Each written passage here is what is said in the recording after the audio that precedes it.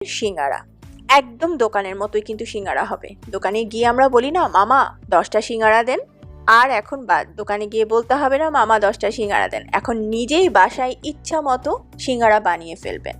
কিভাবে freeze up করা যায় তাও আমি দেখিয়ে দিয়েছি। দয়া করে পুরা রেসিপিটা দেখবেন, তাহলেই আপনারা বাসায় ঠিক এক্সাক্ট দোকানের সিঙ্গারা তৈরি করতে পারবেন। আশা করি আপনাদের এই রেসিপি ভালো লাগবে। রেসিপি ভালো লাগলে আমার চ্যানেলকে প্লিজ সাবস্ক্রাইব করবেন, আর আমার রান্নার ভিডিওগুলো ফ্রেন্ডস অ্যান্ড ফ্যামিলির সাথে শেয়ার করবেন। এখন আমি 2 কাপ ময়দা নিয়ে নিচ্ছি, তার সাথে আধা চা চামচ লবণ দিয়ে দিলাম।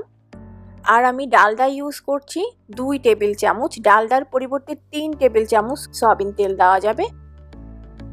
আমি ডালডা এবং সয়াবিন তেল দিচ্ছি, সয়াবিন তেল হচ্ছে 3 টেবিল চামচ। যদি ডালডা না থাকে সেই ক্ষেত্রে টোটাল 6 টেবিল চামচ সয়াবিন তেল দিতে হবে এবং খুব ভালোভাবে